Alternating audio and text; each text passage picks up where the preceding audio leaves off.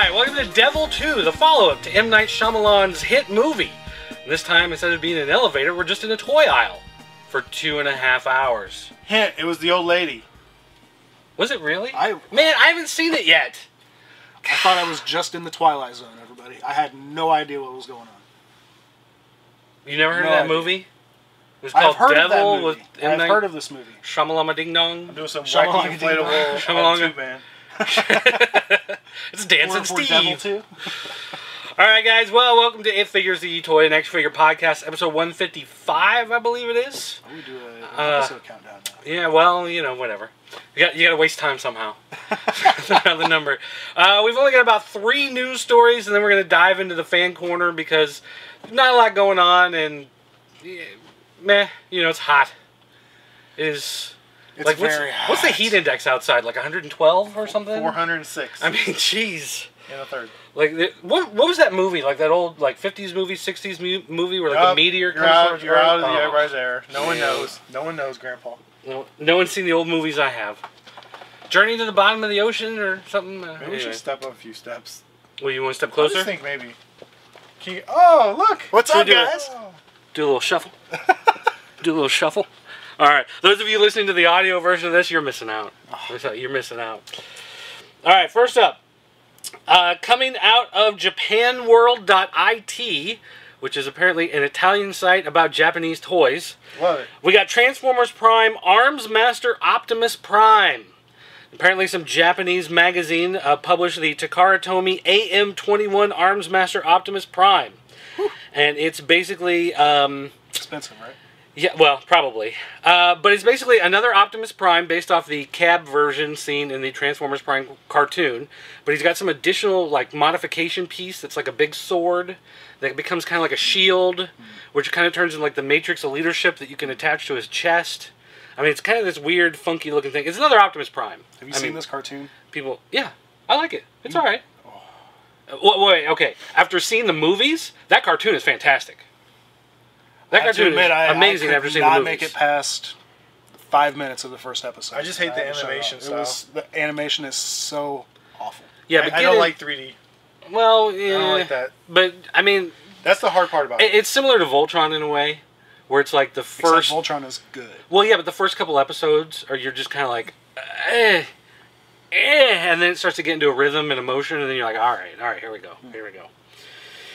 All right, next up, Michonne, how do you pronounce her name in Walking Dead? Michonne? That's how I pronounce it. I thought you would know the best. Michelin. Yeah, well, you know, it's written Michelin. down. I mean, people don't say it in comic books. What do you so say see in your head when names you read in it? comic books. When you read it? Michonne. Okay. Well, that's Michonne what it is is. what That's it what it says. is. Fact. Yeah. Well, anyway, they are making a 6-inch Michonne figure. This is coming from McFarlane. Todd Toys, McFarlane Toys, whatever they're calling them. Todd Toys. And, well, he used to, but I think he got sued by Mattel. So, anyway. This is a bloody Michonne figure. This is a 6-inch, so this is a different scale than the figures that we've seen. So this is joining your, DC Universe Classics. This makes me very happy. You like 6-inch? I do prefer 6-inch. I think... Ba-doom boom. Okay. The last line they put out, the smaller scale, they just really lost a lot of detail in the translation. They have not done a good job with those toys, but it's because it's McFarlane Toys. I mean, McFarlane Toys is... there's no action in his action figures. And when he starts to put action into them, then they lose a lot of other stuff because they're not... I don't know that most McFarlane fans necessarily go for the action of the McFarlane figures, though. I really think they tend to go for the appeal, but this which one, these figures kind of have none. This one, 22 points of articulation. Holy cow. So he's just kind of... They're like, all right, well, now we got to do it. They're like, DC Universe Classics, Marvel Legends, they're just kind of... They own the space, so now they're saying we got to jump into that space. Come with a bloody poncho, an electric drill, bloody sword, hammer, wire cutters, and a spoon. Huh. I don't know what spoon's for. But this is a San Diego Comic-Con exclusive. Will be the bloody. They said there's going to be a non-bloody that's going to be regular retail, and this will be $25. $25. So $25. So a little pricier than your standard 6-inch figures, but for a San Diego exclusive, that's well within. Well, okay. Well, remember when Rick said he enjoyed 6 inches? Okay, so it is probably going to be good when you move on towards season 3 hitting. That's probably going to be like a super hot, since it is going to be focusing on her. Right. So probably smart idea.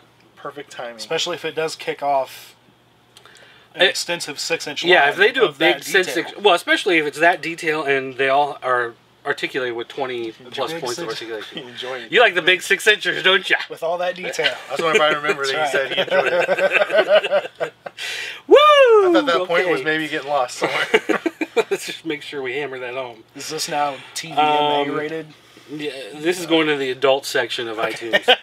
All right, and then the other big piece of news that has broken in the last week is, of course, that they have pushed back the Teenage Mutant Ninja Turtles movie. Originally, they were going to drop it and just call it Ninja Turtles instead of Teenage Mutant. So just Ninja Turtles, and they were these alien turtles. People were freaking from outer out. space. Everybody freaked out. Including the voice message to Sween Hollick in reply, which you either heard at the beginning of the show or you'll hear at the end of the show, depending on when Killen decides to edit it in. Hi. Hi. I am a avid watcher of you guys on YouTube, and I do visit your website from time to time. That has nothing to do with it. But what I was wondering is, I want to ask Sween Halleck, what does he think of what might be to the Turtles? I'd like to hear what you have to think. My personal thoughts is, I'm not too happy with it, and I'm pretty sure a lot of people are, but I would like to hear what you think, and I would also like to know what you would want to happen. So that's my question. Again, love your show, you guys, and yeah. Hey, dude. Like a lot of people, I had my initial fears and doubts, but now that things have settled, I think waiting and seeing is the most sensible thing we can do. While I do feel that everyone's worries are valid, I mean, it is Michael Bay we're talking about, and I can't name much I've seen that involved him that I was all that happy with. It's a little too soon to start freaking out about it too much. One reason I'm not worried too much is we have the awesome new IDW TMNT comic. Even if the cartoon ends up being bad, which I don't think it will, or the movie ends up being terrible, we have some really awesome comics to fall back on, and what are sure to be some sweet toys on the way. So I'm taking comfort with those things. As for what I would want to happen, ultimately, I just want a good story starring the Turtles that looks great on the big screen. As far as details go, I'd like for something in the way of costuming and puppetry to still be a factor for the Turtles, but since CGI is the way of the future, I may have some compromising to get used to. While Shredder is inevitable, I'd actually like to see one of the other well-known villains in a starring role, like Baxter Stockman or the Rat King. I think those would be pretty cool. Thanks for the question. Just thing out the window. So, I don't know. Honestly, they're probably going to overdo it if they need that big of a budget. Because, let's be honest, the first one was awesome. And I guarantee you, it cost maybe a couple $100,000. Well, the main thing that hits me is that I'm thinking about this, what made the first one work so much, and it was really a movie about ninjas. The ninjas just happened to be these mutated turtles, but it was really a movie about ninjas. You had the good ninjas versus the bad ninjas. This one, Ninja Turtles, the Michael Bay movie, sounds like it's supposed to be this giant space opera, this epic, $125 million, and they can't bring it in under budget. So you're probably, like, there's going to be a planet of millions of fighting turtles, and then a couple of them get banished because, whatever, and then they fall on Earth, and then giant battle with other space. I gotta say, I hate that. Yeah, and that's what it sounds like they were trying to do. I'm honestly hoping that it was just taken away from them. Property holders were just like, you know what? I don't feel this. And we're just going to take it away and hope, that it dies away. Yeah, but, I mean, it was from Platinum Dunes, I believe, and they're the same people that did the Friday the 13th remake and the Texas Chainsaw Massacre remake, and they may have done the Nightmare on Elm Street remake. They're not Nickelodeon. Well, this was separate from everything that was happening with TV. Who's the guy who did The Shining? Stephen King? Yeah, let him do it. He's the writer, though. Yeah, yeah. Stanley Kubrick was the director. That's what I was looking for. Oh, okay. He could do Stanley it. The first Shining. Wait, I think Kubrick's dead, isn't he? He is What? Yes, Yes. he is. What? definitely dead. Too soon. Although, Too you could soon. probably get William Peter Blatty and William Friedkin together on a Ninja Turtles movie, and that might be all right. I was thinking the people With who lots of did pea soup. Crouching Tiger, Lots Hidden of pea Dragon. soup. That's what I was thinking. Ang Lee. Yeah, and I just want a bunch of like random Asian people I don't even know. I mean, that's probably going to be beside the turtles. Turtles anyways. jumping up in the trees, balancing on a leaf. Yeah, you that's know, cool. I like that. Doing that kind of stuff. That works. That works. That might actually be awesome. Turtles 3 was amazing.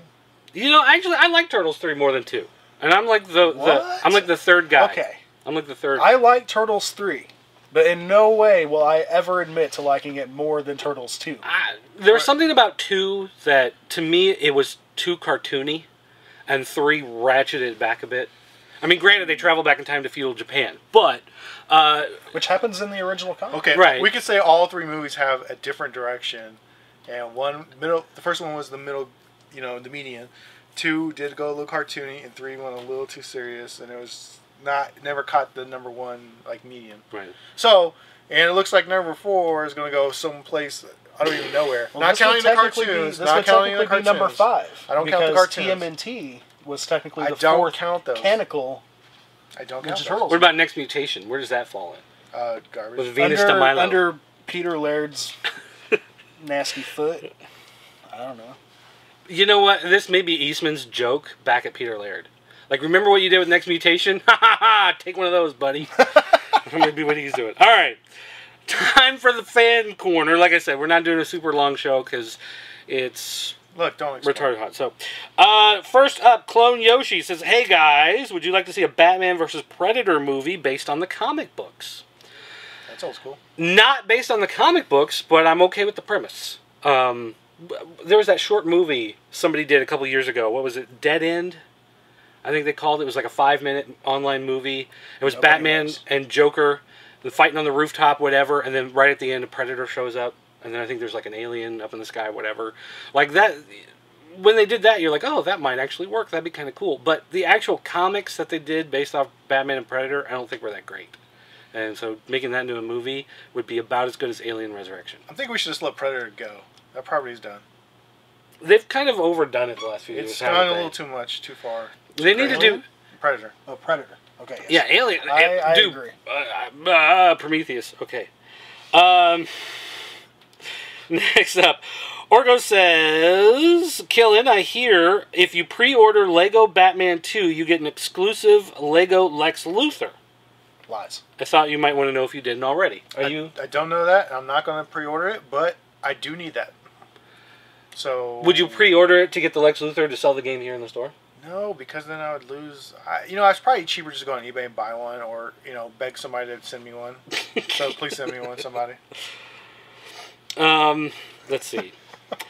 He says, Dirt, I heard you say you want to get back into collecting Marvel Universe figures. No, I don't want to get back into it. I mean, there are times when I think, oh yeah, those are pretty cool. But no, because You would need the entire collection. Yes, I can't do that. That's like going to an alcoholic and saying, hey, just have a shot. You know what I mean? It's like, no, that doesn't, no. Nobody send me Marvel Universe figures, please, unless you hate me. And then I will send a ticking box back to your house. All right, next up, Burger General. My question this week is for Dirt. Woohoo! Out of the 6 series of LJN WWF wrestlers, which is your favorite? And of course, you have to take accessories into consideration, considering not many came with them. P.S. Killen, get your act together and bring us some Lego reviews. I know. Every day. How many unopened boxes of Legos do you have at your house? A couple hundred. No, seriously, I'm in the process of moving soon, or trying to find a place that I'm going to move. And when I do, I'm going to set up an area to do more videos, because lately, as you guys have noticed, our video reviews have kind of fell way down, and we're just doing our shows. But we do want to go back into do our reviews. It's just we're all having issues right now, so we're trying to get it together. And we need that editing monkey. Yeah, editing's We an just sit here issue. and I mean, edit I already edit 2 shows a week, so I'm a little burnt out. And doing the reviews is a lot of editing, a lot more intense than this. So yeah, it's coming. it is going to come, and I realize that there's so many people out there who want these Lego reviews, and they're actually some of our highest viewed content. Actually, the highest viewed content is us just at Toy Fair walking through the Lego display. Yeah, so That's which I don't know what that says about the reviews, but yeah. But yeah, so I'm gonna get on that. I got a lot of stuff to bring. I kind of looked at the Lord of the Ring Legos and go, I want them, but I don't know if I want to spend my money on them right now. So I don't know. I need to get on it. All right. Now, back to your question about the LJN WWF wrestlers. You know, I did have a bunch of them growing up. I'd have to say one of my favorites was always Macho Man Randy Savage. I thought it was sculpted really well. It was one of those... A lot of them were in weird poses, like Hulk Hogan. He was in like this weird stance, like he was taking a dump, like he was squatting at the campsite, you know? And that was a little weird. I thought the Savage was one of those that, you know, he was flexing. He looked strong. It was always just, I don't know, a good pose. It worked. The other one I really liked was George the Animal Steel. And I actually took my George the Animal Steel. What they did is they molded hair on him. Like, they sculpted the body, and then they sculpted these bumps to be all his body hair. And I actually, when I was like 6, 7, whatever, I took my black Sharpie, and I colored in all the individual hairs. Of course you did. So you could see them, you know? And so I love that. So George the Animal Steel, He just I likes always hairy love that guys one. because he is a hairy guy. Well, I don't know what you're talking about.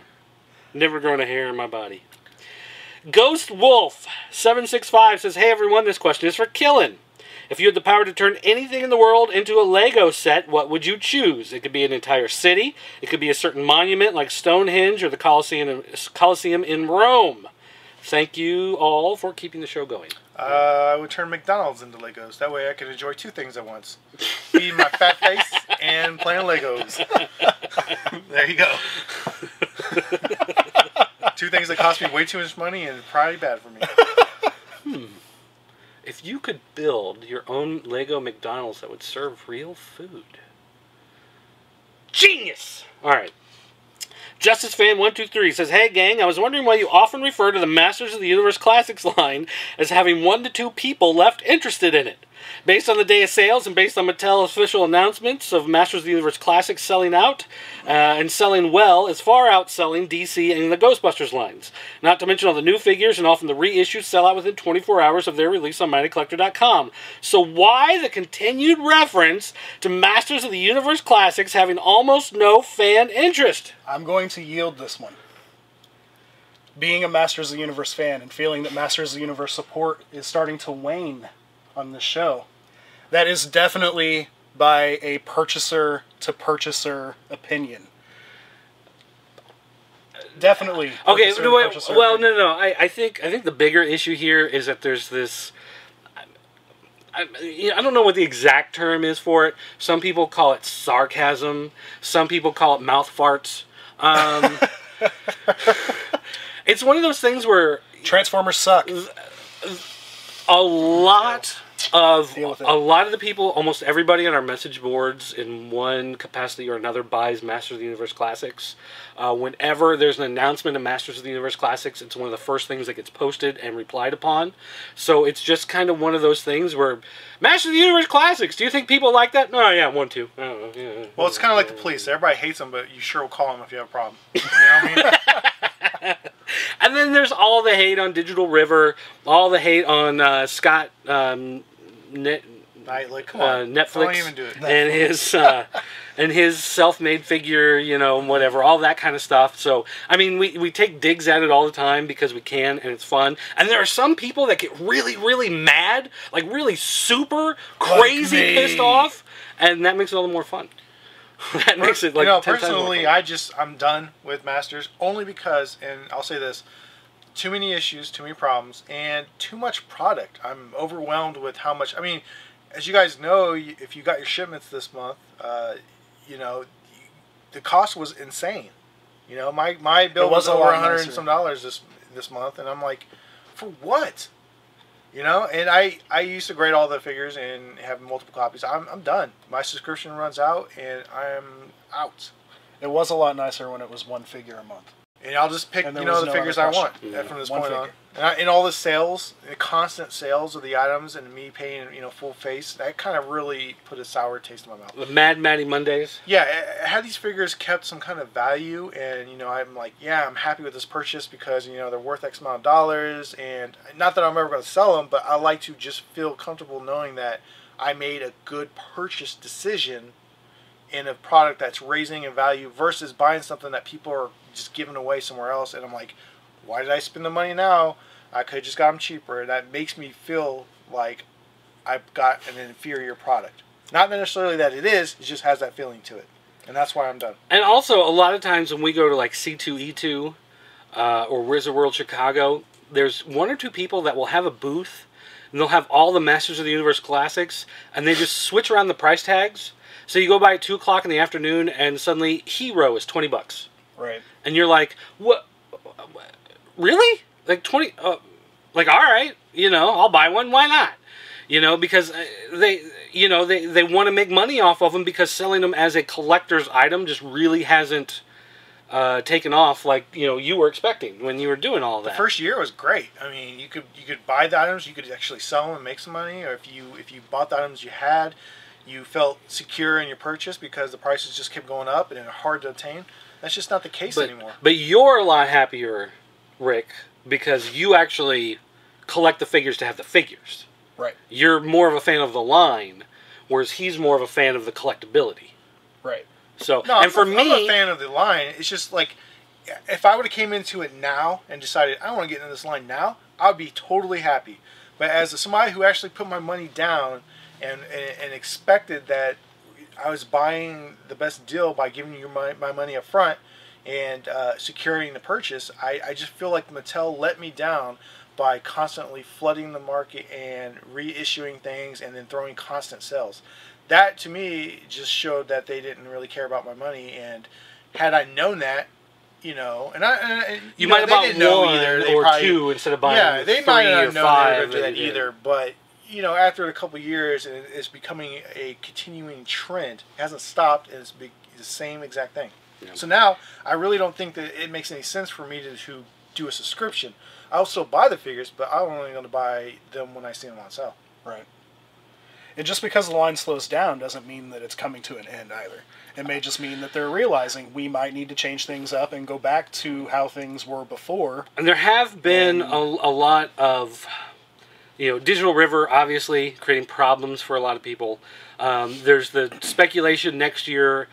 Toy Guru said that prices will dramatically increase or drastically increase. I forget which term he used, but it was one of those D words. And it was like $26. Yeah, and it's like, well, the base price may go up to $26 per figure plus shipping. That, kind of moves it into a different realm of a toy.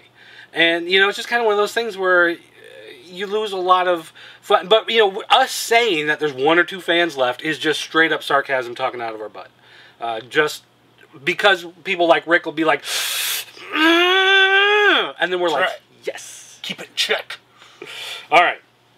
Which kind of sets up the next question from Albatraze. He says, hey guys, haven't been on the forum for a while, so here's the question. Which do you think is the best out of all these toy lines? Masters of the Universe Classics, DC Universe, or Marvel Legends? Masters. Obviously, the characters of DC Universe Classics are the best characters possible. Marvel Legends can't have better characters. DC Universe Classics can't have better characters. But I'm going to go with DC Universe Classics. Or, I'm sorry, I'm going to go with Marvel Universe... MOTUC. Because... Masters Universe Classics. Because I've got a Disco Skeletor out of that line. Which was a Skeletor that was discoed. And then I've got a Toothless Disco Skeletor. And a Battle Armor Disco Skeletor. Yeah, he's doing all right. I just need to get the Battle Armor Disco Skeletor done. And then I've got the Keldor, which I need to make Disco. And then I've got the Fake-Or and the Battle Armor Fake-Or, which I need to get Discoized. I would totally love to do a Fake-Or Disco. Do you still have those paints, or do I need to get you more paints? I do still have paints. Okay, well, I was thinking of a Punisher Skeletor with a black shirt with his own face on it. But in a Punisher style. I think that would be a good someone needs to make that shirt. This skull on a shirt. Skull. Yeah. The Punisher with the long teeth, and then give him some guns as weapons and put them all black. That would be an awesome. That would be, yeah. There you go. Hunter Knight Customs. You're probably listening to this. That's your commission, Hunter. Get it done. Get on that. All right, CrashFan982 says, "Hey gang, I was wondering if you knew about or owned any of the 1/6 scale World War II or soldier figures by Dragon. They're basically very similar to Sideshow or Hot Toys figures, but you can get famous generals and different types of soldiers from different wars and armies. I've been collecting them for quite a while now, and I think they're pretty awesome for dolls." And he said for dolls. And I agree. Are they dolls? If they are 1/6 scale, they are dolls. And therefore, but hey, I'm glad you like them. I've seen these figures in some of the shows we attended, and they're very costly, and they are kind of cool. And I do appreciate war collectibles, military collectibles. Mm-hmm. I can't get around that scale for those. I prefer them in a way smaller scale, 3 3/4 inch, or even smaller for me. Sorry, but 6 inch, it's not going to work for me. I like 6 inch in master scale. I just can't do it in. He likes his 3 3/4 inch. Because here's the point: if you got the military things, you want the tanks, you're going to want some extra stuff, and doing it in a 12-inch scale, you're going to have some big old monster like pieces of plastic. You got power wheels. And that's just not going to work for me in a collectible standpoint, because where am I going to put all that stuff? All right. In a basement that you designate solely to war collectibles. You guys see that picture? That's from Lamango. That's just for you guys. All right. That's my dad. He says, "Sorry to repeatedly ask random questions, but I was wondering, do they still make figures of old, dead, or retired wrestlers? Because recently, my Captain Lou Albano figure took a tumble off the shelf, landed on my 2-foot-tall, solid plastic Godzilla model, and literally went to pieces on me. Wow. I don't know if I can find enough rubber bands to put them back together again, so my question is, well, do they still make figures of old, retired wrestlers? Yes, they do. Mattel, I think they call them their Legends line, WWE Legends. Yes, I think so. And that's where you're going to find the Ultimate Warriors, Ted DiBiase, the $1 Million Man Ted DiBiase, not But the Andre the Giant. Andre the Giant, King Kong Bundy. That's all part of what they call their Legends line, and those are available. In fact, King Kong Bundy was an exclusive on Mm-hmm. MattyCollector.com like 2 months ago, maybe.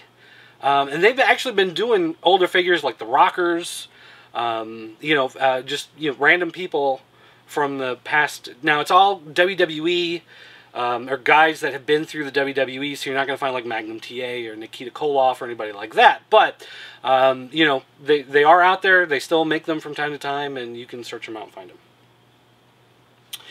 Next up, Swords of Destiny. Many of us mix and match other figures into our collections. However, you can usually notice the figs just don't match. For example, I have added DC Direct Donna Troy as Wonder Woman and the Marvel Legends Modern Thor into my Masters of the Universe Classics collection. I think both these figures fit pretty well. However, my 8-year-old niece noticed them and commented that Thor and Wonder Woman can't visit Eternia. I was wondering if the Four Horsemen created a crossover set of 6 figures from any toy line, comic, cartoon, movie, etc. in the scale and feel of Masters of the Universe Classics line, which figures would you like to see? Master Shake. Master Shake. He is the true master of the universe. Right. I proudly display Master Shake with my Masters of the Universe collection because he is the master. Do you give him a sword shakes. and like a He helmet? does. He does have a sword. All right. In the hand that is technically supposed to hold the Brood Witch, he's got a little foam sword. All right. Well, there you go. I'm going to answer for Scotty. It's going to be Thunderlips Hulk Hogan, Hulk Hogan in the blue, Hulk Hogan in the yellow, Hulk Hogan Hollywood Hulk Hogan, Hulk Hogan in the red and yellow, and then Superman. You got Superman's and then Scorpion. and then Superman would be the last one. Yeah. So there you go. Those would be his. And Steel. Actually, when they announced that they were doing the DC Universe Master of the Universe Classics 2-packs, I actually was excited at the idea that they were going to do Superman, Supergirl, Aquaman, those characters as Masters of the Universe Classics. And they didn't. They just took the DC Direct maybe the DC Universe Classics. I forget which ones they used. But yeah, they just reused those old ones. I think that those figures, if redone, Hawkman, Green Lantern, Superman, I think all of those characters done as Masters of the Universe Classics in that scale and with the Horseman designs would be pretty kick-ass. Yeah, I agree. I was thinking Punisher and Skeletor, but whatever. I already said that. Punisher. I'm thinking Miss June, Miss April, Miss December. All right. April from Turtles. Swords of Destiny has another question. Hey, you asked 2 in a row. Deal. Buddy, and you slid it in under splitting it up. That's He forgot. shiesty He trickery. forgot. All right. This is our last question, by the way. I was a huge fan of the 80s CBS cartoon Dungeons & Dragons. Why hasn't this made into a toy line? Dungeon Master, Ranger, Magician, Thief, Acrobat, Barbarian, Cavalier, Venger, Uni, and Tiamat could all be some really cool toys. They did do them as PVC figures. Of course, they didn't have any action features or anything, but they were just, fully sculpted little guys in, like, Spain and Portugal, I think. And they were two different lines, amazingly enough. They didn't just take the same ones and recast them and put them in a different territory. Two different companies at two different times made two different sets of PVC characters of those guys, and they look pretty awesome as far as PVC guys go. Was this a Filmation cartoon? No. No. It was CBS Saturday morning. Well, it's hard to say. I mean, because the problem is they make all those figures for the tabletop games. So all in but PVC not pieces. But not those characters from the cartoon. Right. I mean, they were all like high school kids that got turned into. Well, specifically the cartoon. Hot black chick is the acrobat. Let's be honest. Was always in that fuzzy little suit. Always great for the growing boy watching cartoons. I'm sorry. What were we talking about? Oh, Lady Death in the Masters universe. You're going back to that one? That'd real be quick? nice. All right. I like that. But I mean, as far as making them into toys, they probably haven't, just because there's not going to be a big market for it right now. If some company was going to do that as a San Diego Comic-Con exclusive, and they could do it, $60, $80, put all those characters together as maybe 4-inch figures or something, that might be possible. But there's no way you're going to see that mass market retail. You're not going to see that direct, toy store, toy line. It's just way too small market. Yeah, it definitely have to be like minimum quantity, high end. It would have to be a one-time event type of sale. Not. I was thinking if the Wayans brothers did another Dungeons and Dragons movie, we could probably see some of those movies. Wow. I think that's the exact opposite of what they want to see. So that'd be nice. All right. Well, that's going to do it for tonight, guys. That's our whole show. Thanks for watching. Bye. You want to close them out? So just so you know, you can check us out every week here on itfigurespodcast.com. Of course, this is Dirk, intern Rick returning, and then your Lord Killen. Also, if you have any questions, please be sure to visit us on the forums at popculturenetwork.com. Click on the toy button and go down to the It Figures Podcast Show section where you can post questions for the upcoming episodes. Send those questions in. Keep the show going. The show has obviously ran a really long time, and we would like to keep it going, so fan participation is helpful and required. Also, for all you people out there looking for new toys, video games, comic books, and anything else you see in the background, or all the great stuff that you buy on a daily basis, please visit shoppcn.com. And here's a little tip. If you use the checkout code KILLEN, Killen, on your checkout, you will be able to save 12% off your entire purchase. I'm just going to tell you that once right now. 12% off anything, everything. Get it done. Help support us and keep us going. As you can tell, we're getting a little wary. Keep us going. Power to the people. And remember, People power. and remember, Punisher Skeletor. 109 Customs. That's what I'm looking for. That's what I'm looking for. Get it done. And remember, send in your questions. And you can call our voicemail line at area code 217-953-4025. All right, guys. Thank you for watching our videos on the Pop Culture Network. We do hope that you will help support us by visiting shoppcn.com, where you'll find all these amazing toys, comic books, DVDs, video games, random geek goodness, all brought to you at an incredibly great price. Every dollar you spend helps contribute to the Pop Culture Network.